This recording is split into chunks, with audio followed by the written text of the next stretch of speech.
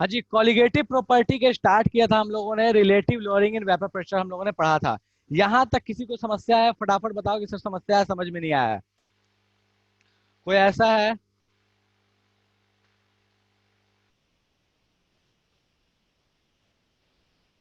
Okay, no समस्या। तो अभी स्टार्ट ही किया था, आरएलवीपी बस स्टार्ट किया था, और एलिवेशन बॉइलिंग पॉइंट थोड़ा सा पढ़ा था, बस फॉर्मूला पढ़ा था, ठीक है।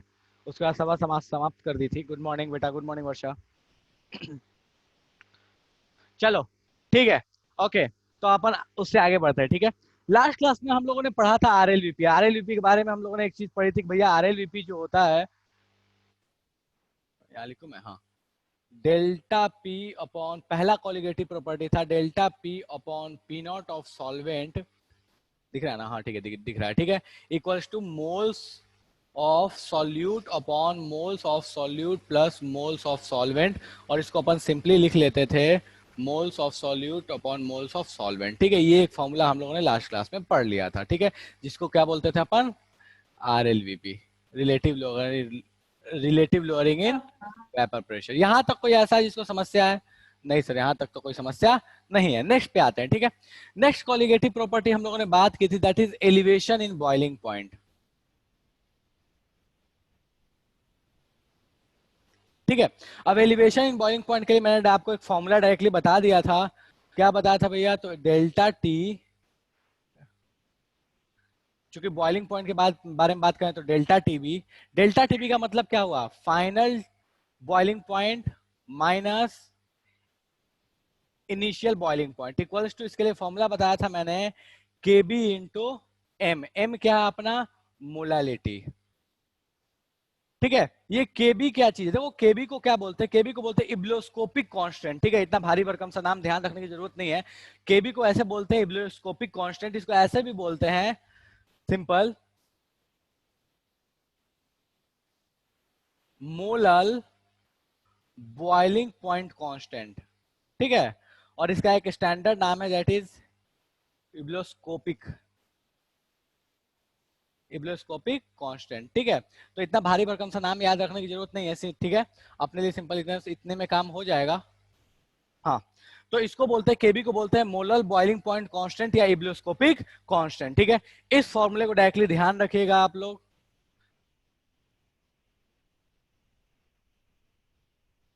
ठीक है।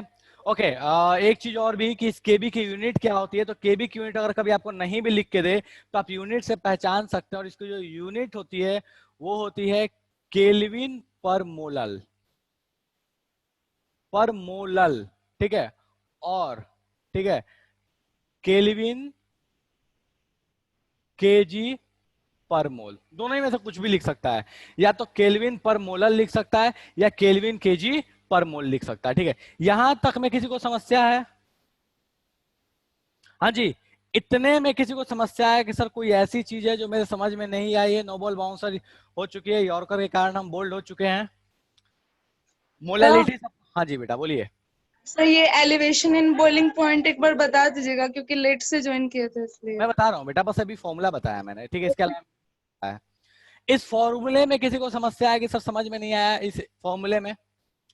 अब ये होता क्या है, बॉइलिंग पॉइंट क्या होता है, इनका डेफिनेशंस क्या है, इसका ग्राफ क्या है, अभी आने वाले हैं उस पर। बट ये फॉर्मूले में किसी को समस्या है तो बता दो कि सर फॉर्मूले में कोई ऐसी चीज जो समझ में नहीं आ रही है। नहीं है? इसको रब करें, ये दोनों फॉर्मूला ध्यान रखना। चलो ठीक है, ओके। तो ये हो गया आपके पास एलिवेशन इन बॉइलिंग पॉइंट की कहानी, ठीक है। सेम तरीके से डिप्रेशन इन फ्रीजिंग पॉइंट की भी कहानी होती है। अब जब उसके बारे में बात करेंगे, जब वो पढ़ेंगे तब बात करेंगे, ठीक है। बस वहां फर्क इतना है कि यहाँ जहाँ टी बी, जहाँ बी यूज होता है उस केस में क्या यूज हो जाता है? एफ यूज हो जाता है, ठीक है। तो अपन आते हैं, इसको मैं रब कर रहा हूं, इतने में किसी को आई समस्या नहीं है, फॉर्मूले तक में समस्या नहीं है, ठीक है। चलो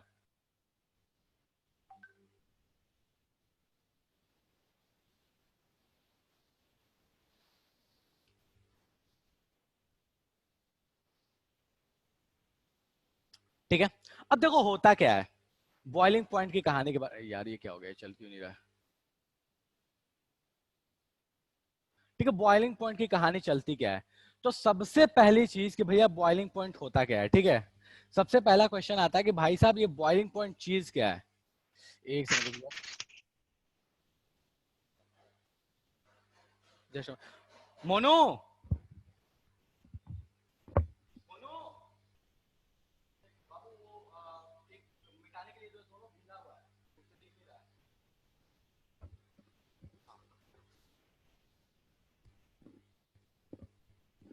दो देखो।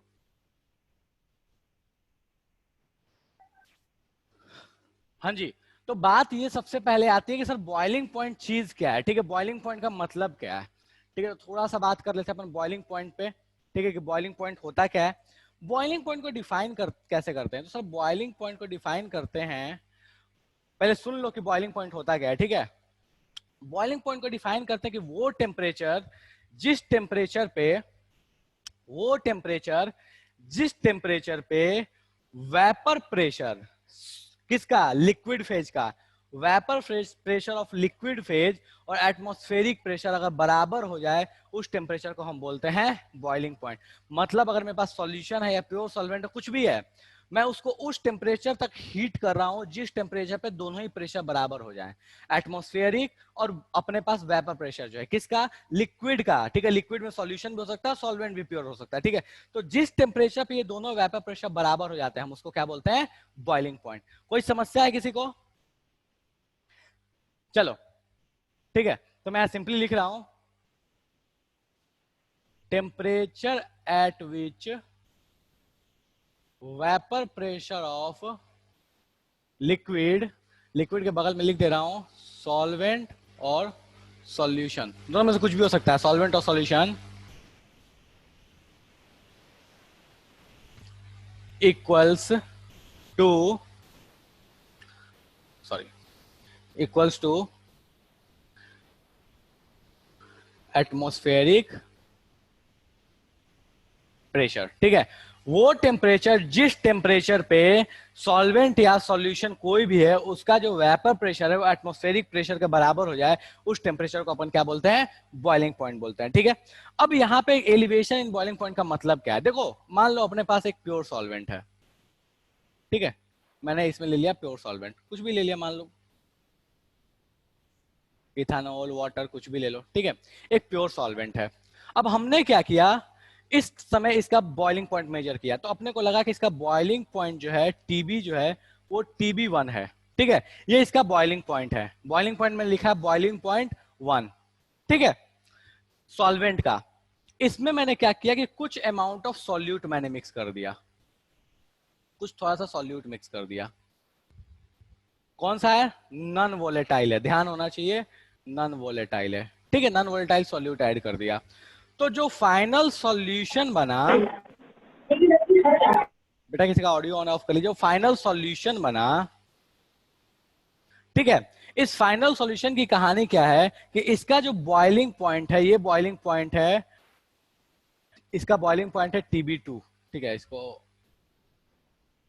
1 लिख लिया, या इनिशियल फाइनल लिख लेते हैं, चलो उसका इनिशियल और इसका फाइनल। ठीक है, तो ये जो सॉल्यूशन है इसका बॉइलिंग पॉइंट क्या हो गया, TB फाइनल, इसका बॉइलिंग पॉइंट क्या था, TB इनिशियल। तो एलिवेशन इन बॉइलिंग पॉइंट का मतलब क्या हुआ, एलिवेशन इन बॉइलिंग पॉइंट का मतलब हुआ कि भैया TB इनिशियल जो सॉल्वेंट का बॉइलिंग पॉइंट था और TB फाइनल जो सॉल्यूशन का बॉइलिंग पॉइंट था, इन दोनों का जो डिफरेंस है, इसी डिफरेंस को अपन क्या बोलते हैं, डेल्टा TB। तो अपन क्या बोलेंगे कि डेल्टा TB जो इस केस में होगा वो अपने पास क्या हो जाएगा, तो वो अपने पास हो जाएगा TB final minus TB initial. किसी को कोई समस्या है, कोई ऐसा है जिसको ये चीज समझ में नहीं आई कि सर पता नहीं कैसे ये लिख दिया आपने। और डेल्टा TB का फॉर्मूला हमने जस्ट अभी पढ़ा है, वो क्या होता है, वो क्या होता है, KB इंटू एम क्या अपने पास, मोलैलिटी। चलेगा? कोई ऐसा है जिसको इन पूरी कहानी में समस्या को समझ में नहीं आया, एलिवेशन इन बॉइलिंग पॉइंट क्या होगा, डिप्रेशन फ्रीजिंग पॉइंट क्या होगा। ठीक है, इस बॉइलिंग पॉइंट से ये बॉइलिंग पॉइंट हमेशा बड़ा होगा। ठीक है, मतलब सॉल्यूशन का जो बॉइलिंग पॉइंट होता है वो सॉल्वेंट के बॉइलिंग पॉइंट से क्या होगा, बड़ा होगा, इसलिए जो डिफरेंस आएगा वो क्या आएगा, पॉजिटिव आएगा। किसी को कोई समस्या है इसमें, इस पूरे कहानी में? कोई ये कहना चाहता है कि सर समझ में नहीं आया ये कहानी कैसी है? पक्का? बड़े आगे? चलो ठीक है, तो अपने पास कुछ क्लैरिटी आ गई कि भैया एलिवेशन इन बॉइलिंग पॉइंट का मतलब क्या होता है। ठीक है, अब नेक्स्ट स्टेप पे आते हैं कि इसका एक ग्राफ बहुत अच्छा सा बनता है, बहुत खूबसूरत सा ग्राफ बनता है। उस खूबसूरत से ग्राफ पे बात थोड़ा सा कर लेते हैं। ठीक है, चलिए।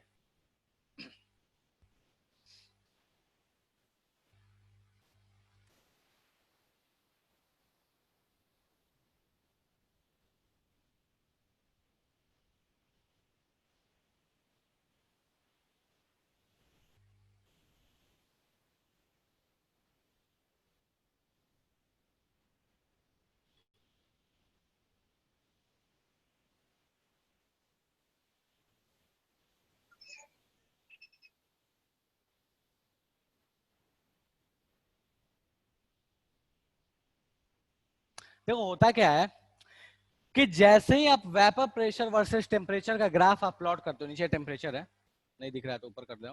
हाँ, vapour pressure versus temperature graph plot करते हो तो सॉल्वेंट के लिए अगर ग्राफ कुछ ऐसा आता है, वेपर प्रेशर वर्सेस टेम्परेचर का ग्राफ, तो सॉल्यूशन के लिए जो आएगा उसके जस्ट पीछे में आएगा, थोड़ा नीचे साइड। ठीक है, तो बोला क्या गया है कि वो, अब देखो बॉइलिंग पॉइंट को डिफाइन कैसे किया गया कि वो टेम्परेचर जिस टेम्परेचर पे वेपर प्रेशर जो है एटमॉस्फेरिक प्रेशर के बराबर आ जाए। मान लिया कि ये जो है यहाँ पे कहीं एटमॉस्फेरिक प्रेशर एग्जिस्ट करता है, ये जो रेंज है यहाँ पे एटमॉस्फेरिक प्रेशर होगा। ठीक है, तो अगर देखा जाए तो मैं इस ग्राफ को आगे एक्सटेंड कर रहा हूं, यहां तक लेके आ रहे हैं इस चीज को, तो दिख रहा है क्या कि सॉल्वेंट का जो वेपर प्रेशर एटमॉस्फेरिक प्रेशर के बराबर, मान लो ये जो प्रेशर था ये अपने पास था PATM, तो सॉल्वेंट का जो वेपर प्रेशर वो एटमॉस्फेरिक प्रेशर पे बहुत जल्दी आ जा रहा है, ये AC टेम्परेचर पे आ जा रहा है T1 पे ही, और लेकिन जो सॉल्यूशन का आ रहा है वो कहां आ रहा है, T2 पे आ रहा है। ठीक है, तो अगर अपन देखें इस ग्राफ को तो अपने को दिख क्या रहा है कि सॉल्यूशन का जो प्रेशर है, सॉल्यूशन का जो वेपर प्रेशर है, वो सॉल्यूशन के वेपर प्रेशर को एटमॉस्फेरिक प्रेशर बनने के लिए T2 टेम्परेचर चाहिए, लेकिन सॉल्वेंट को क्या चाहिए, T1 चाहिए। तो यही जो डिफरेंस आया है T1 और T2 के बीच में, यही डिफरेंस क्या होता है, एलिवेशन इन बॉइलिंग पॉइंट। मतलब पहले जो सॉल्वेंट था वो T1 पे बॉयल हो जाता था, T1 पे उसका वेपर प्रेशर एटमॉस्फेरिक प्रेशर के बराबर हो जाता था, लेकिन सॉल्यूशन का जो टेम्परेचर वो T2 चाहिए कब, जब उसका प्रेशर एटमॉस्फेरिक प्रेशर के बराबर करना है तब। तो ये जो दोनों के बीच में गैप है, ये जो दोनों टेम्परेचर के बीच में गैप है, यही टेम्परेचर का गैप क्या है, एलिवेशन इन बॉइलिंग पॉइंट है। कोई समस्या है किसी को इस ग्राफ में, कोई चीज है जो समझ में नहीं आई, फटाफट बताओ किसे समझ में नहीं आई। नोबल बाउंसर जा चुका है।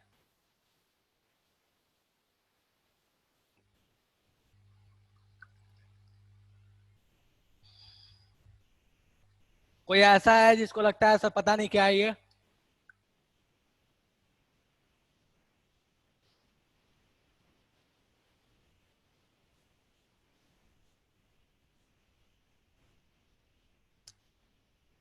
ठीक है, मैं रिपीट कर दे रहा हूं, ये ग्राफ बनता है वेपर प्रेशर वर्सेस टेम्परेचर का।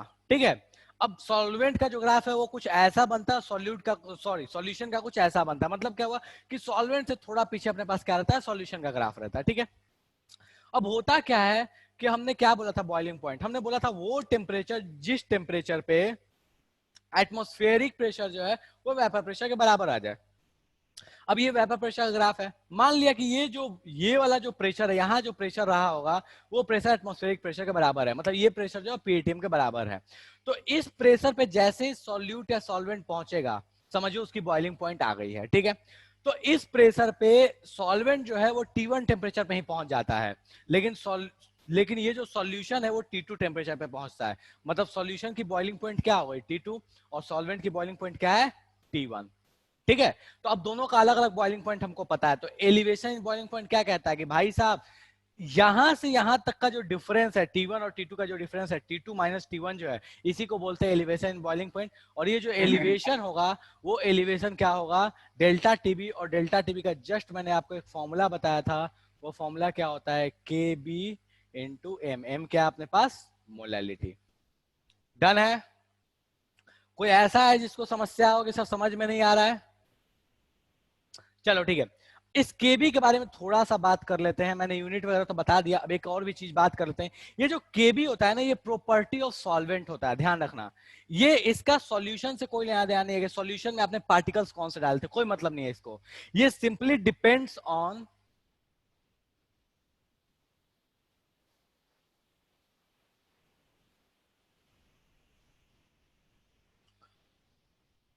Depends on properties of solvent. ये सिर्फ और सिर्फ सॉल्वेंट के प्रॉपर्टी के ऊपर डिपेंड करता है। इसका इस बात से कोई, देखना, depends on property of solvent मतलब सॉल्वेंट की जितनी भी प्रॉपर्टी है सिर्फ इसके ऊपर डिपेंड करेगा और इसका किसी से कोई लेना देना नहीं है। ठीक है, अगर इसकी वैल्यू की बात की जाए तो इसको मैथमेटिकली भी कैलकुलेट करते हैं और वो होता है RMT² divided by 1000 delta H. ठीक है, अब ये जो T², ये TB लिख लिया क्योंकि अपन बॉइलिंग पॉइंट की बात कर रहे हैं। मैं इसको थोड़ा सा नीचे करता हूं। ये जो T² है इसको अपन TB लिख लिया क्योंकि ये बॉइलिंग पॉइंट के लिए बात कर रहे हैं। और ये जो डेल्टा एच है, चूंकि बॉइलिंग पॉइंट के लिए बात कर रहे हैं तो वहां पे क्या होता है, वेपराइजेशन, तो डेल्टा एच ऑफ वेपराइजेशन। तो आप चाहो तो ये फॉर्मूला बहुत रेयरली यूज आता है, बट हाँ इसको ध्यान थोड़ा सा रख सकते हो कि जो अपने पास KB है वो KB का वैल्यू आता है RMTB² अपन 1000 डेल्टा एच। अब यहाँ TB और ये सारे टर्म समझ लो क्या है। R तो आपके पास पता है कि कैश कांस्टेंट है तो कोई समस्या नहीं है। ठीक है, M जो है अपने पास वो क्या है, मोलारिटी, सॉरी M जो है मोलारिटी बोलता है, M है मोलर मास। ठीक है, किसका मोलर मास है, सॉल्वेंट का। ठीक है, ये जो TB है, ये TB क्या है, boiling point of solvent. Delta H of vaporization क्या है, तो डेल्टा एच ऑफ वेपराइजेशन का मतलब हुआ enthalpy of vaporization for pure solvent. ठीक है, तो ध्यान रखिएगा, मैं इन सबको एक अलग अलग लिख ही दे रहा हूं। ये है अपने पास बॉइलिंग पॉइंट, ये अपने पास है मोलर मास, नहीं दिख रहा है क्या, चलो इधर लिख देता हूं। ठीक है, ये अपने पास है मोलर मास। ठीक है, और ये जो डेल्टा एच है, ये डेल्टा एच क्या है, एंथैल्पी। ठीक है, तो ये आपके पास पूरी कहानी आ गई regarding elevation of boiling point. Elevation of boiling point का ग्राफ कैसे बनता है, ये किसके ऊपर डिपेंड करता है और जिन जिन फैक्टर्स के ऊपर डिपेंड करता है वो सारी चीजें यहाँ पे मैंने मेंशन कर दी। कोई ऐसा है जिसको ये पूरी कहानी समझ में नहीं आई हो, कोई ऐसा है जिसको समझ में नहीं आया, सर पता नहीं क्या ही बता रहे आप, कोई ऐसा है? हाँ बिल्कुल, वो तो यूनिट के हिसाब से डिपेंड करेगा ना, यूनिट जैसा आप इसमें चेंज करोगे उसके हिसाब से कहानी बदल सकती है। ऐसा यूनिट लोगे तो फिर पता ही अपने को। इस पूरे कहानी में किसी को समस्या है? कोई ऐसा है जिसको लगता है सर पता नहीं है पूरा कहानी में कुछ ऐसा चीज है जो समझ में नहीं आया, नोबल बाउंसर जा चुका है?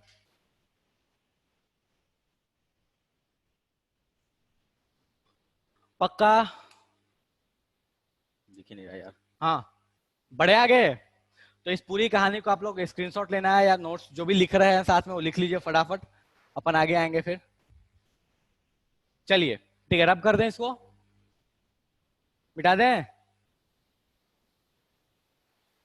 चलिए ठीक है, तो मैं मिटा दे रहा हूं इसको, नेक्स्ट पे आते हैं। तो कुछ बोल तो नहीं रहा? नहीं, कुछ नहीं बोल रहा, ठीक है, ओके।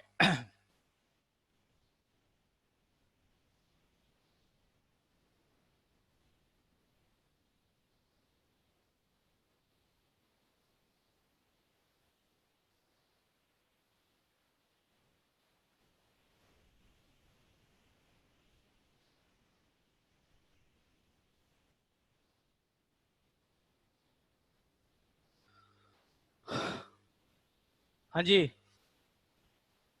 कोई समस्या है किसी को?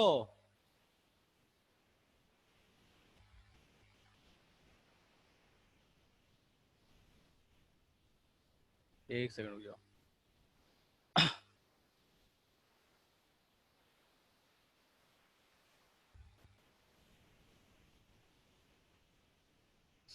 चलो ठीक है, कोई कुछ बोल नहीं रहा, फाइन। हाँ, अब आते हैं अपन नेक्स्ट, दैट इज फ्रीजिंग पे। ठीक है, फ्रीजिंग पॉइंट क्या होता है अपना, थर्ड है, थर्ड टॉपिक है, दिख रहा है ना? हाँ, थोड़ा सा इस कैमरे को ऊपर करते हैं अपन, थर्ड टॉपिक पे आ जाते हैं। चलो थर्ड टॉपिक अपने पास डिप्रेशन इन फ्रीजिंग पॉइंट।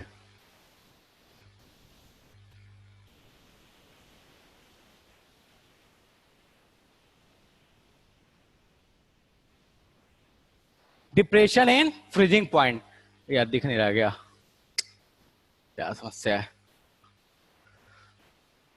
हाँ, नेक्स्ट टॉपिक है डिप्रेशन इन फ्रीजिंग पॉइंट। ठीक है, अब अपन बात करते हैं फ्रीजिंग पॉइंट के बारे में कि फ्रीजिंग पॉइंट की कहानी क्या है। तो देखो फ्रीजिंग पॉइंट, पहली चीज तो ये समझो कि फ्रीजिंग पॉइंट होता क्या है। फ्रीजिंग पॉइंट उस टेम्परेचर को बोलते हैं जिस टेम्परेचर पे सॉलिड का वेपर प्रेशर, सॉलिड का वेपर प्रेशर लिक्विड के वेपर प्रेशर के बराबर हो जाए।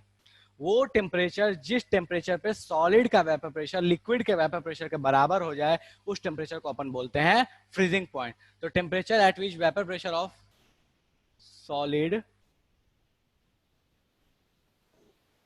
Equals to vapour pressure of liquid, ठीक है। वो टेम्परेचर, जिस टेम्परेचर पे सॉलिड का वेपर प्रेशर लिक्विड के वेपर प्रेशर के बराबर हो जाए, उसको अपन बोलते हैं फ्रीजिंग पॉइंट, ठीक है। अब ये फ्रीजिंग पॉइंट की कहानी चलती कैसी है, तो बिल्कुल इसकी भी कहानी वैसी है जैसे बॉइलिंग पॉइंट वाली कहानी है, ठीक है। बस फर्क क्या है कि सॉल्यूट को डालने से बॉइलिंग पॉइंट बढ़ता था, लेकिन सॉल्यूट को डालने से फ्रीजिंग पॉइंट घटता है। ये ध्यान रखना, फ्रीजिंग पॉइंट में डिप्रेशन होता है, बॉइलिंग पॉइंट में एलिवेशन होता है। इस चीज को खास करके ध्यान रखिएगा। फ्रीजिंग पॉइंट नीचे जाती है, बॉइलिंग पॉइंट ऊपर जाता है, ठीक है। चलो, तो अपने पास यही सेम कहानी है। ये मान लो सॉल्वेंट है अपने पास, इसमें कुछ सॉल्यूट डाल दिया,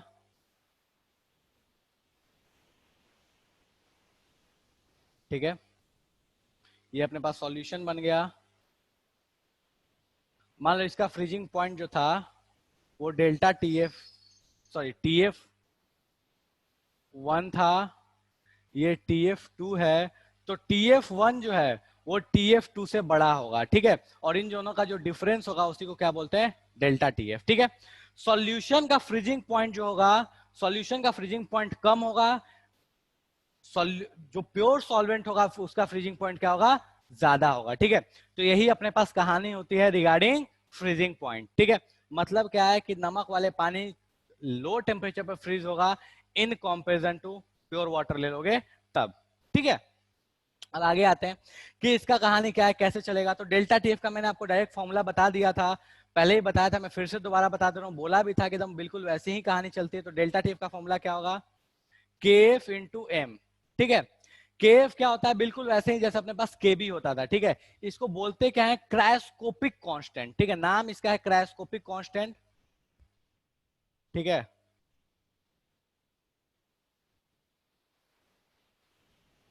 क्रायोस्कोपिक कांस्टेंट यूनिट क्या रहेगा, बिल्कुल वही पुराना पुराना धुराना यूनिट। क्या यूनिट रहेगा, तो सर इसका यूनिट रहेगा केल्विन पर मोलल या केल्विन केजी पर मोल, ठीक है। इसका भी जो कैलकुलेट मैथमेटिकल कैलकुलेशन आप यहां से कर सकते हो। RMTB के जगह आपकी बार हो जाएगा TF, और डेल्टा हीट ऑफ वेपराइजेशन के जगह क्या हो जाएगा, फ्यूजन। कोई समस्या नहीं है, सेम कहानी है बिल्कुल। डेल्टा TF की जो वैल्यू भी आती है वो बिल्कुल सेम आने वाली है, कोई फर्क नहीं आने वाला, ठीक है।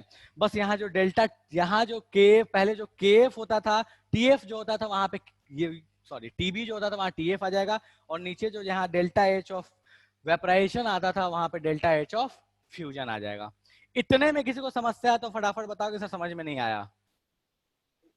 सर, हाँ जी बेटा बोलिए। सर कॉस्कोपिक कांस्टेंट के नीचे क्या लिखे हैं? बेटा यूनिट लिखा है केल्विन पर मोलल, ठीक है, और केल्विन केजी पर मोल, ठीक है। यूनिट है बस। देखो ऐसे यूनिट भी, ऐसे भी तो ध्यान रख सकते हो। इसका क्या होता है बेटा, केल्विन। इसका क्या हाँ। आएगा, मोलल। तो इसका यूनिट क्या आएगा, केल्विन पर मोलल, ठीक है। सर वो थोड़ा बोर्ड ब्लर आ रहा था अच्छा इसलिए। ठीक है, कोई बात नहीं, ठीक है, चलेगा। इतने में किसी को कोई समस्या है कि सर कोई चीज है जो समझ में नहीं आई, तो फटाफट पूछ लो, फिर अपन आगे आएंगे।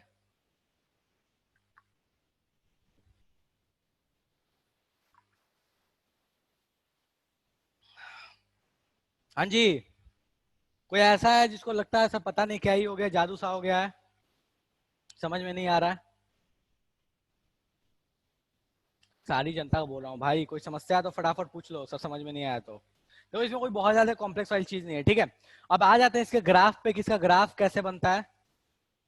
नीचे जगह है तो अपन यहाँ पे ग्राफ बना सकते हैं, ठीक है। सेम कहानी इसका, वैसे ही ग्राफ बनेगा, बस थोड़ा सा चेंज आएगा।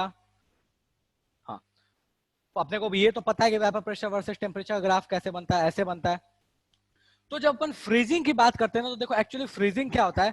फ्रीजिंग जो होता है ना, वो कुछ इस तरीके से ग्राफ उसका जाता है फ्रीजिंग का।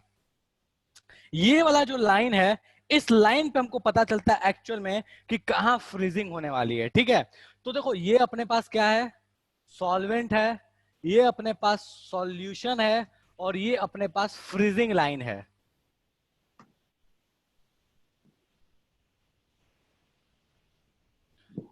अच्छा देखो, बहुत लोगों को ये समस्या होगा कि सर फ्रीजिंग लाइन ये पहले सॉल्व उस वाले में तो नहीं था। तो बेटा उस वाले में अपन वेपर प्रेशर जो प्लॉट करते हैं, अभी यहाँ भी जो प्लॉट किए वो सिर्फ लिक्विड का प्लॉट किए हैं। अपने सॉलिड के बारे में कोई डिस्कशन नहीं है, लेकिन अपने को पता है कि फ्रीजिंग लाइन या फ्रीजिंग पॉइंट वो होता है जहां सॉलिड का वेपर प्रेशर जो है वो लिक्विड के वेपर प्रेशर के बराबर हो जाए। ठीक है, तो ये जो ग्राफ, ये वाला जो चीज बनी है, ये बनी है अकॉर्डिंग टू सॉलिड। ठीक है, तो अपने को देखा जाए, एक सेकंड, हाँ कुछ उटपटांग हो गया क्या? अरे यार एक एक सेकंड रुक जा, इसको मैं मिटा के दोबारा बना रहा हूँ, ये उल्टा हो गया। पहले इस सबको लिख लो, फटाफट लिख लो, उसको मिटा के दोबारा बनाते हैं। जल्दी लिखो फटाफट।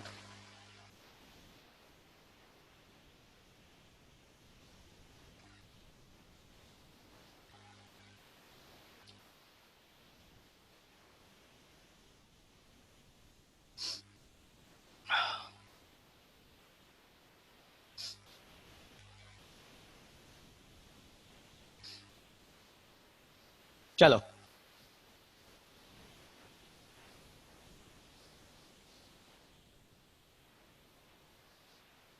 ग्राफ को थोड़ा प्रिसाइजली बनाना पड़ेगा, वरना लाइन इधर से उधर हो जाती है। ठीक है, देखो अपने पास ये रहा और ये रहा। ठीक है, वेपर प्रेशर, टेम्परेचर। ये ऊपर वाला कौन है? तो सर ऊपर वाला तो सॉल्वेंट अपने को पता है, और नीचे वाला कौन है? सॉल्यूशन है।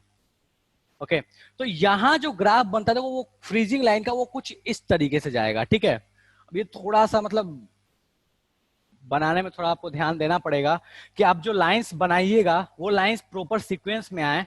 ठीक है, अब देखो हो क्या रहा है कि जो फ्रीजिंग लाइन है, ये जो फ्रीजिंग लाइन है,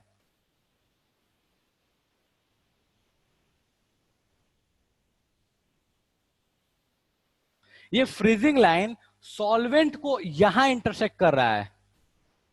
मान लो ये है T1, ये है T2। ठीक है, तो सॉल्वेंट को यहां इंटरसेक्ट कर रहा है, मतलब हाई टेम्परेचर पे इंटरसेक्ट कर रहा है, लेकिन सॉल्यूशन को जो इंटरसेक्ट कर रहा है वो लो टेम्परेचर पे इंटरसेक्ट कर रहा है। तो देखा क्या जा रहा है कि जो फ्रीजिंग लाइन है, ये फ्रीजिंग लाइन के लिए T1 बड़ा आ रहा है और T2 छोटा आ रहा है। मतलब क्या हुआ कि सॉल्यूशन जो है वो लो टेम्परेचर पे फ्रीज हो रहा है, और जो सॉल्वेंट है वो हाई टेम्परेचर पे फ्रीज हो रहा है। यहां जो ये जो डिफरेंस है, यही डिफरेंस अपने पास क्या होता है? डेल्टा टीएफ होता है।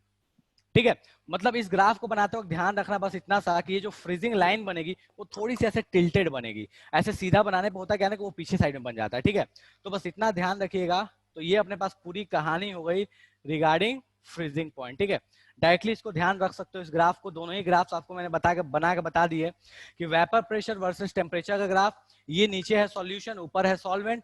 जैसे फ्रीजिंग लाइन जो दिख रहा है अपने को कि सॉल्यूशन के लिए इनसाइड में अपने को इंटरसेक्ट कर रहा है, और सॉल्वेंट के लिए इस साइड में, राइट साइड में इंटरसेक्ट कर रहा है, मतलब आउटसाइड में इंटरसेक्ट कर रहा है। तो अपने को पता है कि T1 जो है वो सॉल्यूशन का मान लो टेम्परेचर था फ्रीजिंग, और सॉरी सॉल्वेंट का, और T2 जो था वो सॉल्यूशन का था। तो T1 माइनस T2 जो आएगा वही क्या होगा? Delta TF. यहां तक किसी को समस्या है तो फटाफट बताओ कि सर समझ में नहीं आया, खोपरे में नहीं गया? हाँ बेटा बड़ा लिखो, अभी और बड़ा लिखूं इसको? तो इतने में तो दिखना चाहिए ना। अरे देखो पिछला वाला ग्राफ में ना वो मतलब थोड़ा सा छोटा हो गया था तो पता नहीं चल रहा था। सर ऊपर का नहीं दिख रहा। ऊपर का तो पहले लिखा दिया था ना बेटा। चल ठीक है, एक सेकंड रुक जा। ये दिख रहा है ना फ्रीजिंग पॉइंट वाली कहानी? ये डेफिनेशन दिख रहा है? ये भी नहीं दिख रहा यस सर, बेटा? दिख रहा दिख रहा। हाँ डेफिनेशन दिख रहा है, बस ऊपर में लिखा हुआ है डिप्रेशन इन फ्रीजिंग पॉइंट। ठीक है, हेडिंग है आपके पास डिप्रेशन इन फ्रीजिंग पॉइंट। इसमें किसी को कोई समस्या है कि सर कोई चीज है जो समझ में नहीं आई है? देखो ये फ्रीजिंग लाइन है, यहाँ पे बहुत बार देखोगे तो लिखा रहता है फ्रोजन सॉल्वेंट। दोनों ही वैलिड है, दोनों ही अगर तुम लिख चाहो तो लिख सकते हो। ये फ्रीजिंग लाइन भी बोलते हैं या फ्रोजन सॉल्वेंट भी बोलते हैं, तो उससे कोई फर्क पड़ने वाला नहीं है। इतने में किसी को समस्या है तो फटाफट बताओ किसका समझ में नहीं आया। डिप्रेशन इन फ्रीजिंग पॉइंट तक चीजें क्लियर हैं?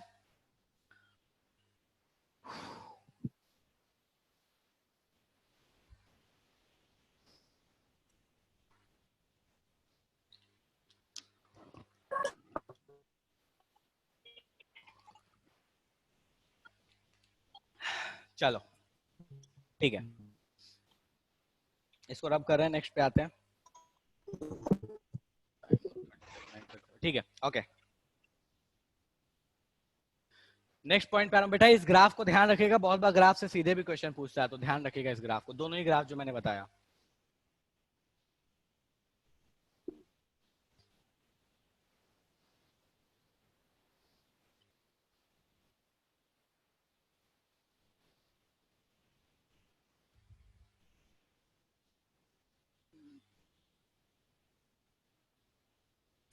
हम लोग 3 कोलिगेटिव प्रॉपर्टीज पढ़ चुके हैं, ठीक है। पहली colligative property relative lowering in vapour pressure, अपने दिख रहे थे कि वो मोल्स ऑफ सॉल्यूट के ऊपर डिपेंड करता है डायरेक्टली। सेकेंड प्रॉपर्टी अपने पास क्या थी, तो elevation in boiling point. Third property see depression in freezing point. Last property पे आते हैं, लास्ट कोलिगेटिव प्रॉपर्टी जिसको बोलते हैं ऑस्मोटिक प्रेशर, ठीक है। स्टार्ट में मैंने थोड़ा सा बताया था आपको ऑस्मोटिक प्रेशर के बारे में, तो अपन लास्ट वाला है दैट इज ऑस्मोटिक प्रेशर, ठीक है। ऑस्मोसिस के बारे में आपको पता है, ऑस्मोसिस क्या है, a special case of diffusion. जो डिफ्यूजन चीज है उस डिफ्यूजन का क्या है, एक स्पेशल केस है, ठीक है। अब ऑस्मोटिक प्रेशर होता क्या है, थोड़ा सा इस चीज को समझ लेते हैं कि ऑस्मोटिक प्रेशर चीज क्या है, ठीक है। मान लो ऐसा हो गया,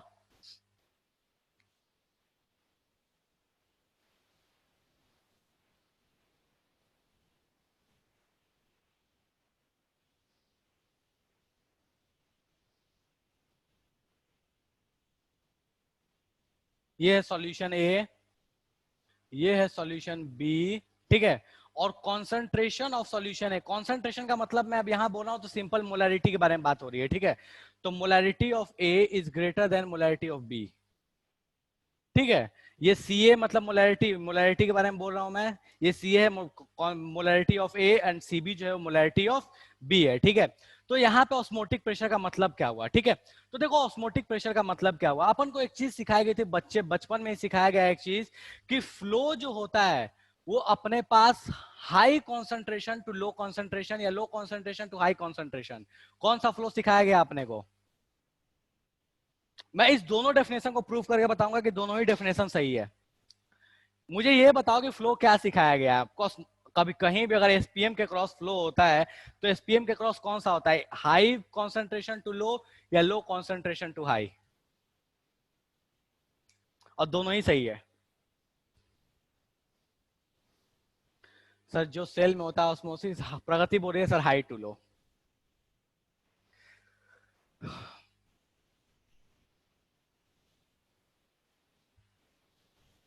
और कोई, देखो बहुत लोगों को इसको लेकर कंफ्यूजन होता है, बहुत लोगों को कंफ्यूजन होता है, ठीक है।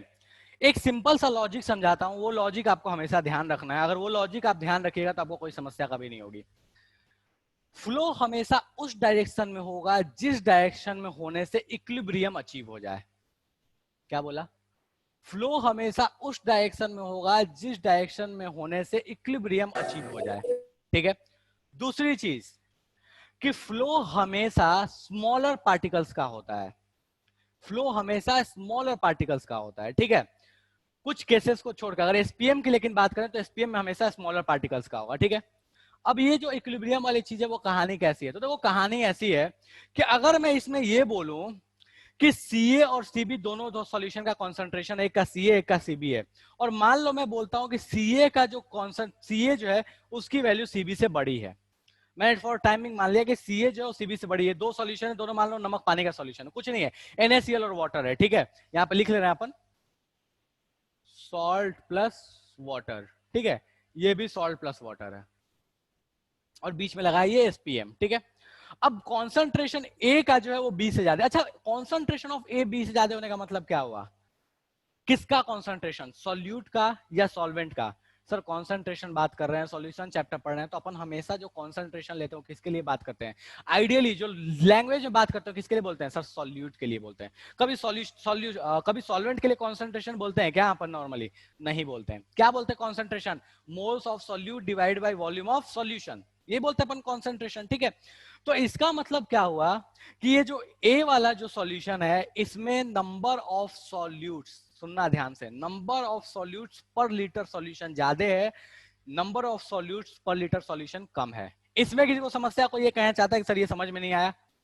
नंबर ऑफ सॉल्यूट्स पर लीटर सॉल्यूशन ज्यादा है, नंबर ऑफ सॉल्यूट्स पर लीटर सॉल्यूशन कम है। कोई ऐसा है जिसको लगता है कि सर पता नहीं ये क्या ही जादू बता दिया आपने? क्योंकि ये बहुत लोगों, देखो इसमें मैं थोड़ा सा विस्तृत चर्चा इसलिए कर रहा हूं क्योंकि बहुत लोगों को प्रॉब्लम होता है कि sir flow low concentration to high होगा, हाई टू लो होगा, हमें कैसे पता? कभी पढ़ाया जाता है लो टू हाई, कभी पोटेंशियल में बोलते हैं high potential to low potential. बहुत लोग जो भी इसमें बायो में भी पढ़ोगे तो बायो में भी ये घूम के आ जाएगा, वहां पोटेंशियल के टर्म में बात किया जाएगा, ग्रेडियंट के टर्म में बात किया जाएगा, समझ में नहीं आएगा सर क्या होता है। ठीक है, ओके, रिपीट कर रहा हूं मैं। सॉल्यूशन ए बी, दो सॉल्यूशन है, दोनों ही नमक पानी का सॉल्यूशन है। Okay, concentration of A concentration of B से बराबर है, बी से बड़ा है। ठीक है, इसका मतलब ये हुआ कि moles of salt in A per litre solution will be greater than moles of salt in B per litre solution. कोई समस्या है किसी को? नहीं सर कोई समस्या नहीं है। अब पूछा सर हम तो दोनों ही पढ़े हैं सर, ठीक है दोनों ही पढ़े हो, ठीक है सही कौन सा है? दोनों ही पढ़े हो तो चलो ये कहानी अपने पास आ गई। अब बात करते हैं कि आखिर एक्चुअल में फ्लो होगा किधर से किधर। ठीक है, तो मैंने क्या बोला था कि फ्लो उधर होगा जिधर जाने से इक्विलिब्रियम आ जाए। अब इक्विलिब्रियम का मतलब क्या हुआ? देखो इक्विलिब्रियम का सिंपल यहाँ पे कहानी क्या है कि दोनों तरफ कॉन्सेंट्रेशन को बराबर करना है। कहानी ऐसी है कि दोनों तरफ कॉन्सेंट्रेशन बराबर करना है। मतलब क्या है कि अगर ये बड़ा है तो इसको घटाना है, और ये कम है तो इसको बढ़ाना है। इसके कॉन्सेंट्रेशन को बढ़ाना है, इसके कॉन्सेंट्रेशन को घटाना है। और आपके पास बस एक ही ऑप्शन है। एक ऑप्शन क्या है कि आप दोनों ही साइड में से किधर भी, मतलब जिस साइड भी आप फ्लो कराना चाहते हो आप कराओ, लेकिन सिर्फ और सिर्फ आप छोटे पार्टिकल का करा पाओगे। मतलब जो फ्लो होगा वो सिर्फ फ्लो करा सकते हो आप सॉल्वेंट का। आपके हाथ में सॉल्यूट का फ्लो कराना है ही नहीं, आपके हाथ में सिर्फ सॉल्वेंट का फ्लो कराना। अब बताओ कि मैं सॉल्वेंट को किधर से किधर लेके जाऊं कि दोनों साइड का जो कॉन्सेंट्रेशन है वो इस साइड वाला का कॉन्सेंट्रेशन बढ़ने लगे और इस साइड वाला कॉन्सेंट्रेशन घटने लगे। फटाफट बताओ कि ए से बी लेके जाए या बी से ए लेके आए सॉल्वेंट को। पहले का लॉजिक छोड़ देना कि high concentration to low, low to high, भुला जाओ। बस सिंपल सा कहानी मैंने पूछा कि मैं सॉल्वेंट को किधर से किधर लेके जाऊं कि ए का कॉन्सेंट्रेशन कम हो और बी का कॉन्सेंट्रेशन बढ़े। ओके, रुचिका बोलिए सर बी टू ए लेके चले जाओ।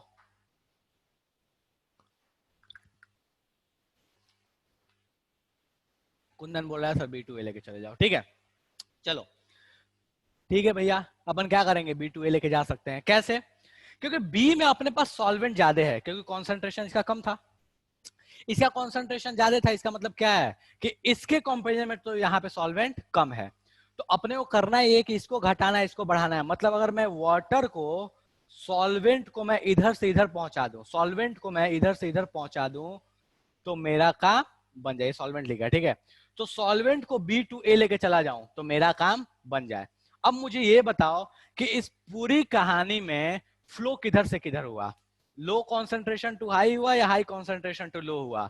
Sir low concentration to high concentration हुआ। ठीक है, तो अपन बात करें इस पूरी कहानी में तो अपन बोल सकते हैं कि low concentration to high concentration हुआ। अब कोई ये बोलेगा सर आपने तो बोला था कि लो टू हाई और हाई टू लो, आप दोनों प्रूफ करके बताइएगा। बिल्कुल, अगर यहीं पे ये डेटा मैं सीए और सीबी जो था इसको मैं सॉल्वेंट के रिस्पेक्ट में ले लेता, सॉल्वेंट के रिस्पेक्ट में लेता, ठीक है, ये मैं अपने जो ये कॉन्सेंट्रेशन लिया है ये अपने पास मैं इसके रिस्पेक्ट में नहीं ले रहा, मैं सॉल्यूट के रिस्पेक्ट में नहीं ले रहा, सॉल्वेंट के रिस्पेक्ट में लूंगा। तो बेटा जैसे ही इसको सॉल्वेंट के रिस्पेक्ट में लेता ये कहानी उल्टी हो जाती। कैसे उल्टी हो जाती? क्योंकि अपने को पता है कि इधर सॉल्वेंट ज्यादा है, सॉल्यूट कम है, और इधर सॉल्यूट ज्यादा है, सॉल्वेंट कम है, ठीक है। तो इधर सॉल्वेंट का कॉन्सेंट्रेशन हाई होता, इधर सॉल्वेंट का कॉन्सेंट्रेशन लो होता, लेकिन फ्लो अभी भी किधर से किधर होता सर, इधर से ही इधर होता। क्यों? क्योंकि अपन फ्लो किसका करा रहे हैं, सॉल्वेंट का करा रहे हैं।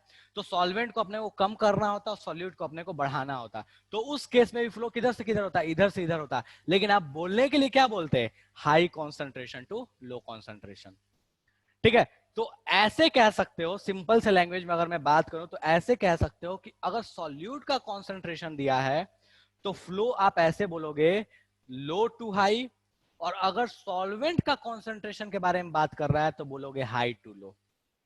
ये कहानी समझ में आई या ऐसा लगा कि सर नोबर बाउंसर जा चुका है? देखो लॉजिक है, प्रॉपर लॉजिक है, आपका काम बस इतना है, इतना खोपड़ा लगाना है कि दोनों साइड बराबर लेके आ जाना है मुझे। ऐसा नहीं होना चाहिए कि एक साइड ज्यादा एक साइड कम, बस बराबर लेके आना। बराबर लेके आने के लिए हमको जिधर फ्लो कराना पड़ेगा हम करा लेंगे, ठीक है। तो मैं ऐसे बोल रहा हूं सीधे कि अगर सॉल्यूट के कॉन्सेंट्रेशन अगर आपको दिए हुए हैं तो आप बोलोगे फ्लो जो होगा वो लो कॉन्सेंट्रेशन टू हाई होगा, और किसका होगा, सॉल्वेंट का होगा। अगर कभी ऐसा केस दे दे कि सॉल्यूट का फ्लो आपसे पूछ ले तो जस्ट इसका क्या करोगे, उल्टा कर दोगे, ठीक है। मान लो एसपीएम के बजाय कुछ और देता, पूछ देता सॉल्यूट का फ्लो किधर होगा, तो आप इसको क्या करोगे, उल्टा कर लोगे, ठीक है। मैं सॉल्वेंट के एस्पेक्ट में बात कर रहा हूं।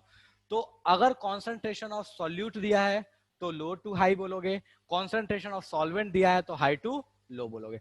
इतने में किसी को समस्या है तो फटाफट बताओ कि सर समझ में नहीं आया।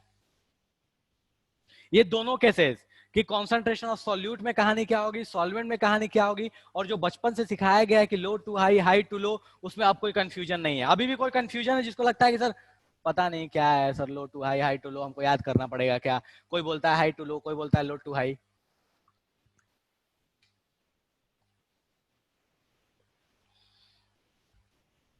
हाँ जी, सारी जनता से पूछ रहा हूं, कोई समस्या है इसमें? सब गायब है, कोई कुछ बोल ही नहीं रहा। अरे बोलो भैया, हाँ ना, नहीं ठीक नहीं है सर, खराब है, समझ में नहीं आया।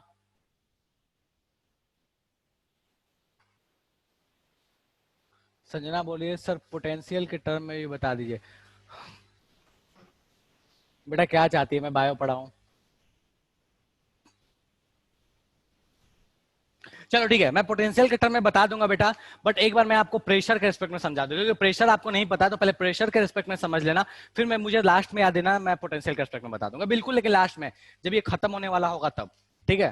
क्योंकि प्रेशर पहले समझ लो, प्रेशर नहीं आएगा तो फिर पोटेंशियल में समस्या हो सकती है, तो एक बार प्रेशर समझ लो पहले।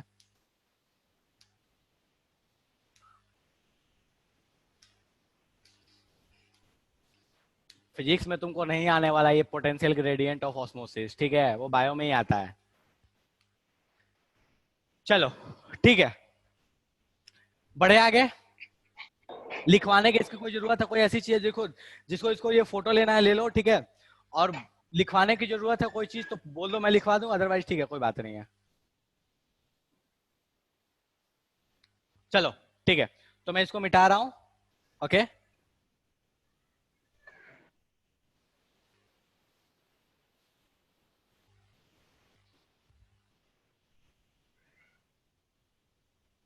अब देखो मैं इसमें एक छोटा सा चेंज करता हूं, ठीक है, एक छोटा सा चेंज क्या कर रहा हूं,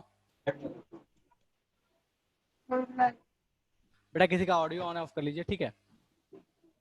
मुझे पता है कि सॉल्वेंट भाई साहब इधर से इधर आने वाले हैं, ठीक है, मुझे पता है कि सॉल्वेंट भाई साहब इधर से इधर आने वाले हैं, तो मैंने क्या किया है कि ऑब्वियस है सॉल्वेंट इधर से इधर जाने की कोशिश करेगा तो इसका वॉल्यूम क्या होगा, इंक्रीज होगा। सॉल्वेंट ऐड होगा तो वॉल्यूम इसका क्या होगा, इंक्रीज होगा, ठीक है। लेकिन मैंने क्या किया, उधर से एक पिस्टन लगा दिया। अब वो जो पिस्टन है ना वो इसके वॉल्यूम इंक्रीज को रोकेगा, मतलब इधर से इधर जो सॉल्वेंट जाके इसका वॉल्यूम इंक्रीज होता है इस चैम्बर का, इसका चैम्बर का वॉल्यूम इंक्रीज नहीं होने देगा। उस पिस्टन का काम क्या है कि इसके वॉल्यूम इंक्रीज से रोकना। तो उस पिस्टन को जितना प्रेशर लगाना पड़ेगा इस वॉल्यूम इंक्रीज को रोकने के लिए, उस पिस्टन को जितना ये जो पिस्टन बना हुआ है, ये जो पिस्टन है, इस पिस्टन को जितना प्रेशर लगाना पड़ रहा है इस वॉल्यूम इंक्रीज को रोकने के लिए, मतलब यहाँ इक्विलिब्रियम मेंटेन करने के लिए, ऐसा ना ये पिस्टन ये करने वाला है ना कि जो सॉल्वेंट इधर से इधर जाने वाला था उसको जाने नहीं देगा, बोलेगा भैया मान लिया कि मेरे यहाँ कमी है लेकिन तुम मेरे घर आओगे नहीं, ठीक है। तो ये जो पिस्टन है वो जितना प्रेशर लगा के इस इस वाले फ्लो को, इधर से इधर जो फ्लो हो रहा है, इस वाले फ्लो को यहां जाने से रोकेगा, उसी प्रेशर को हम क्या बोलते हैं? Osmotic pressure. ये जो प्रेशर है इसी को क्या बोलते हैं? Osmotic pressure. कोई ऐसा है जिसको समस्या है यहां तक? तो फटाफट बता दो सर, समझ में नहीं आया। मतलब ऑस्मोसिस होने से जो प्रेशर लगा के आप ऑस्मोसिस को बेटा किसी का और यार 1 मिनट हो गया, ये क्या समस्या है? हाँ ठीक है, जिस प्रेशर को लगाने से ऑस्मोसिस को रोका जा सके, उसी प्रेशर को हम क्या बोलते हैं? Osmotic pressure.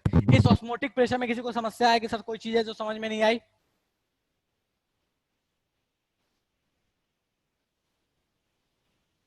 कोई ऐसा है जो कहना चाहता है कि सर ये ऑस्मोटिक प्रेशर क्या चीज है, समझ में नहीं आया?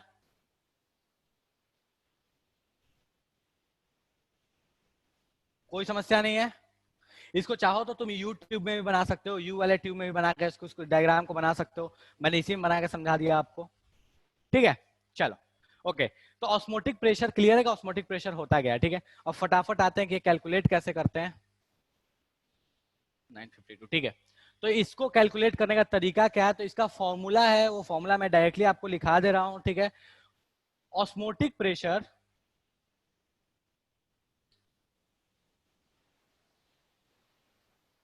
इक्वल्स टू, ये होता है फॉर्मूला होता है, वो होता है CRT, और इसको क्या लिखते हैं? पाई लिखते हैं, ठीक है। तो फॉर्मूला आपके पास बेसिकली क्या है कि पाई इक्वल्स टू अपन क्या लिख लेते हैं? CRT, ठीक है। यही आपके पास फॉर्मूला होता है ऑस्मोटिक प्रेशर का, ठीक है। अच्छा, इस फॉर्मूले को ध्यान से देखो, इस फॉर्मूले को ध्यान से देखो, याद करने की जरूरत नहीं पड़ेगी आपको, कोई पुराना फॉर्मूला याद आएगा, ठीक है। बताता हूं कैसे, देखो ये याद है सर, इसको तो हम किसी जिंदगी में नहीं भूल सकते।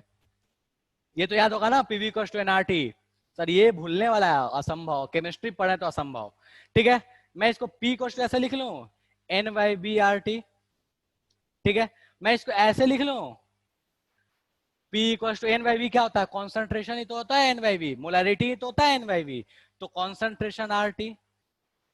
इन दोनों फॉर्मूला में कोई डिफरेंस है क्या? कुछ नहीं है। बस ये जो है वो गैसियस प्रेशर होता है, ये कौन सा है? ऑस्मोटिक प्रेशर है। तो बेसिकली ये जो फॉर्मूला था वो सेम फॉर्मूला ये भी है। तो किसी को लगता हो कि सर पता नहीं ये क्या है, नहीं है, इसमें क्या पंगे हैं, क्या समस्या है, तो एग्जैक्टली ये ध्यान रखना कि ये और ये बिल्कुल क्या है? सेम चीज है।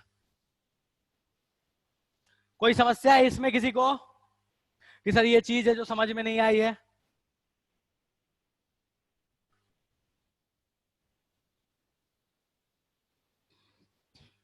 कोई समस्या है इसमें किसी को? ऑस्मोटिक प्रेशर को बेटा डिनोट करते हैं पाई से, पाई बना दिया, मतलब क्या कहना चाहता है? ऑस्मोटिक प्रेशर कहना चाहता है। चलो ठीक है, तो सर यहां तक तो कोई अपने को समस्या नहीं है, ओके। ठीक है, ओके 954, फाइन, ठीक है। चलिए, तो यहां तक आपके पास हो गया ऑस्मोटिक प्रेशर। नेक्स्ट पे आते हैं। अभी इसके क्वेश्चंस में नहीं करा रहा ये चारों कॉलिगेटिव प्रॉपर्टीज के, क्यों? क्योंकि बेटा इसके मैक्सिमम जो क्वेश्चंस आए हैं, जो एग्जाम्स में क्वेश्चन पूछे गए, मैक्सिमम जो क्वेश्चंस पूछे गए हैं वो ऐसे क्वेश्चंस थे जिसमें वेंटो फैक्टर को इंक्लूड किया है। तो मैं कुछ क्वेश्चन आपके साथ शेयर कर रहा हूं, आप उस क्वेश्चन को देखो, बस उस क्वेश्चन को देखो और देख के मुझे सर ये तो रट्टा मारा था हमने, पाई कोष्टू CRT, क्यों रट्टा मारा? जरूरत क्या रट्टा मारने का? ऐसे ध्यान रखो ना सर, PV कोष्टू NRT होता है ना, वहां पे प्रेशर लगा दिया, काम खत्म, काहे रट्टा मारे? ठीक है, तो थोड़ा सा लॉजिक लगाया करो, ओके। एनीवे, तो यहां तक जो है वो एग्जाम से बहुत कम क्वेश्चन आए बेटा, यहां तक सिर्फ इस टॉपिक से, इस वेंटो फैक्टर लगा के बहुत सारे क्वेश्चन आए। बट आपके मॉड्यूल के कुछ क्वेश्चन है जो मैं शेयर कर देता हूं, अब देख के मुझे बताओ कि कोई क्वेश्चन ऐसा है जो समझ में नहीं आया, तो मुझे बताना, मैं उसको समझा दूंगा अभी। और अभी सॉल्व करने मत बैठो क्योंकि टाइम बहुत ज्यादा लग सकता है, हो जाए, ठीक है। तो बस मुझे देख के बता देना कि सर कोई ऐसा क्वेश्चन जो समझ में नहीं आया, तो मैं फटाफट समझा दूंगा, ठीक है। तो मैं यहाँ शेयर कर दे रहा हूँ आपको फटाफट मॉड्यूल, आप मुझे देख के बता दो कोई समस्या हो तो।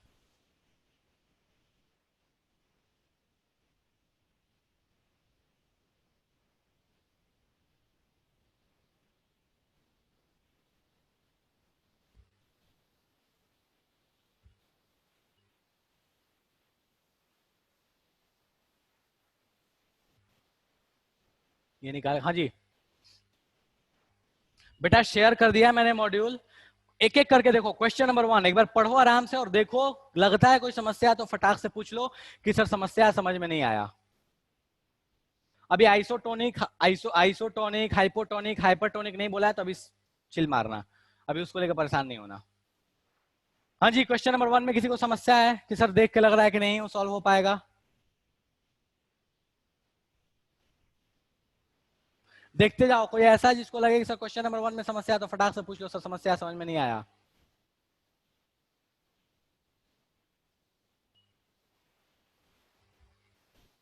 चलो ठीक है, क्वेश्चन नंबर 1 में कोई कुछ नहीं बोला। क्वेश्चन नंबर 2 पढ़ो।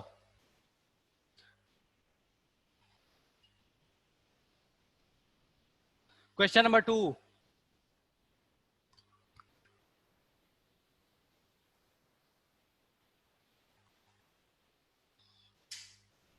मॉलिक्यूलर मास आपसे पूछा है सॉल्यूट का। देखो कैसे बता सकते हो, मैं डायरेक्ट आपको इसका फॉर्मूला नहीं बताया कि कैसे होता है, जरूरत नहीं है बताने का क्योंकि तुम रट्टा मारोगे, ठीक है। बट अगर किसी को समस्या है तो मैं थोड़ा सा हेल्प जरूर कर देता हूं कि आप मॉलिक्यूलर मास कैसे बताओगे, ठीक है। कोई भी दे दे, डेल्टा टी कोई भी दे दे, दोनों में से कोई भी दे दे। मैंने आपको आरएलबीपी में बताया था कैसे निकालना है, बट यहाँ मैं फिर से बता देता हूँ। डेल्टा टी चाहे वो एलिवेशन हो चाहे वो डिप्रेशन हो, देख लो यहाँ पे जिसको समस्या है मॉलिक्यूलर मास वाले में, डेल्टा टी को अपने पास क्या है, तो जिसका डेल्टा टी उसी का के या तो के एफ या तो के बी है, तो डेल्टा टी इक्वल्स टू के इंटू मोलालिटी। मोलालिटी अपने पास क्या होता है, तो moles of solute by mass of क्या होता है, सॉल्वेंट होता है, ठीक है। तो मैं यहां लिख रहा हूं W1 upon M1 upon W2 upon 1000। क्यों 1000 लिखा, क्योंकि मैं ये एजम्पशन लेके चलता हूं कि अपने पास जो वेट ऑफ सॉल्वेंट आया होगा, जो वेट WT लिखा है, जो वेट ऑफ सॉल्वेंट है, ये सॉल्वेंट किस में रहा होगा, ग्राम में रहा होगा। तो आप डायरेक्टली इस फॉर्मूले को लगा लो, ठीक है। चाहो तो इस फॉर्मूले को लगा लो, कुछ नहीं करना था, वही फॉर्मूला है, बस मैंने मोलालिटी को अलग लिख दिया, ठीक है। अब आपको इसमें क्या क्या पता होगा, डेल्टा टी आपको दिया हुआ है, के दिया होगा आपको, दोनों का वेट दिया होगा, मतलब सॉल्वेंट सॉल्यूट का भी दिया होगा, सॉल्वेंट का भी दिया होगा, कितना कितना ग्राम लिया, ठीक है। और आपसे मोलर मास पूछा होगा, तो ये आप इस फॉर्मूले को डायरेक्टली लगा सकते हो, ठीक है। कुछ नहीं है, बस मोलालिटी को मैंने लिख लिया इस अलग तरीके से। हाँ जी, किसी को समस्या है इसमें? अब डेल्टा टी जो होगा, मतलब डेल्टा टी बॉइलिंग होगा तो ये यहाँ पे के बी हो जाएगा, डेल्टा टी फ्रीजिंग होगा तो यहाँ पे केफ हो जाएगा। कोई समस्या है किसी को इस चीज में?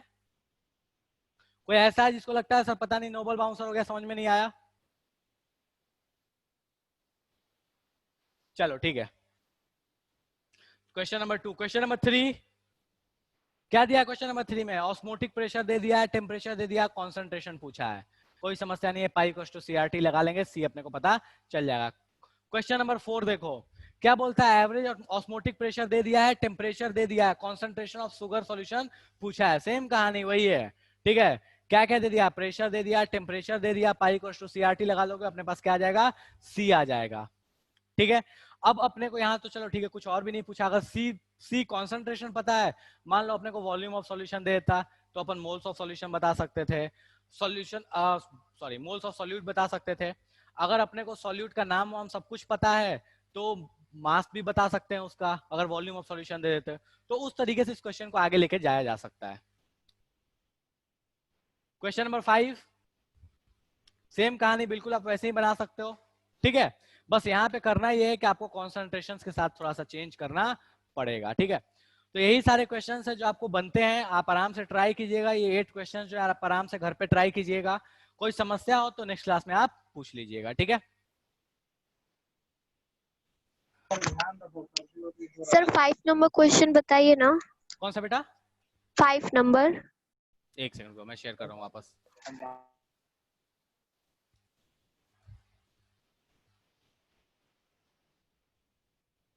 ठीक है, अपने को दिया है कि osmotic pressure of 0.4% urea solution is इतना, and that of solution of sugar is इतना, ठीक है। दोनों का ऑस्मोटिक प्रेशर दे दिया। What will the osmotic pressure of resultant solution when both solutions are equally mixed, ठीक है। बेटा एक बात बताइए आप मेरे को, देखो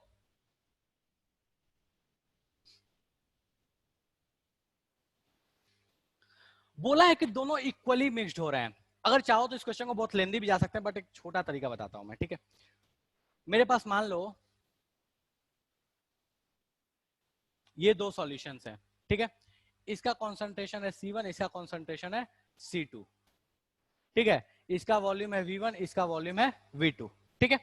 इसके लिए प्रेशर दिया है पाई1 और इसके लिए दिया है प्रेशर पाई2, चलेगा, ठीक है। अब बोलता क्या है कि दोनों को अगर मिक्स कर दिया और इक्वल वॉल्यूम में मिक्स कर दिया, मतलब दोनों का वॉल्यूम बराबर लिया है, तो फाइनल जो कहानी बनेगी वो फाइनल कहानी क्या बनेगी, ठीक है। तो देखो मैं फाइनल कहानी ऐसे लिखूं, देखो मैं फाइनल कहानी, ध्यान देना मैं कैसे लिख रहा हूं। फाइनल कहानी में लिखता हूं कि पाई फाइनल जो होगा वो C final R into T होगा, चलेगा बेटा। किसी को समस्या है इसमें? बेटा किसका क्वेश्चन था ये? No sir. चलो ये लिख सकते हो। अच्छा मैं इसको ऐसे लिखूं, देखो तो पाई फाइनल C फाइनल RT। अच्छा एक बात बताओ, C फाइनल क्या होगा? तो C फाइनल अपने पास क्या होगा कि दोनों के इंडिविजुअल मोल्स, दोनों के जो इंडिविजुअल मोल्स रहे होंगे divide by volume of solution, चलेगा, ठीक है। यस दोनों के सर। इंडिविजुअल मोल्स के सम कर दिया, उसको वॉल्यूम ऑफ सॉल्यूशन से डिवाइड कर दिया, ठीक है। तो मैं दोनों के individual moles divide by volume जो है मैं उसको ऐसे लिखूं कि moles of 1 divided by volume, पूरा volume of solution that is 2V plus moles of 2 divide by 2V into RT। लिख सकते हैं बेटा इसको ऐसे। मैंने क्या किया, कॉन्सेंट्रेशन जो है, कॉन्सेंट्रेशन कैसे लिखूंगा, तो मैं ऐसे बोल सकता हूं कि दोनों के मोल्स का sum divide by total volume. Total volume अपने पास क्या आ चुका है, तो 2V होगा, और दोनों का मान लो मोल्स ले लिया मैंने N1, पहले वाले का जो मोल्स इस वाले में जो रहा था वो N1 है, और इस वाले में जो रहा था वो क्या है, N2 है। तो N1 by V, N2 by V, और दोनों में 2V कर लिया, नीचे में 2 कर लिया। अब अगर इसको ध्यान से देखो ना बेटा, तो ये पुराना ही कॉन्सेंट्रेशन है, इसको ध्यान से देखो तो ये भी पुराना ही कॉन्सेंट्रेशन है। तो मैं इसको अगर ऐसे लिख लूं, हाफ बाहर निकाल के मैं इसको ऐसे लिख रहा हूं N1 बाई V, और RT को अंदर लेके चला रहा हूं, RT plus N2 by V RT। कोई समस्या है? नहीं सर कोई समस्या है। यहां तक कोई समस्या है बेटा? देखो तो फटाफट किसका क्वेश्चन था, जिसका भी था बेटा ये देख लो। यहां तो कोई समस्या है बेटा? बोल ले एक बार, पता नहीं कहाँ गायब हो गए। चलो एनीवे ठीक है। तो सर यहाँ तो कोई समस्या नहीं है। अब इस चीज को ध्यान से देखो, तो बेटा N1 बाई V मतलब C1 RT है, और N2 बाई V क्या है, C2 RT है, और C1 RT C2 RT क्या है एक्चुअल में, C1 RT C2 RT क्या है, पाई1 और पाई2। तो मैं इसको डायरेक्टली ऐसे लिख लूं 1/2 पाई1 प्लस 1/2 पाई2। तो अपने पास फाइनल जो पाई आ गया वो क्या आ गया बेटा, दोनों पाई का सम कर दो, डिवाइड बाई 2 कर दो, चलेगा।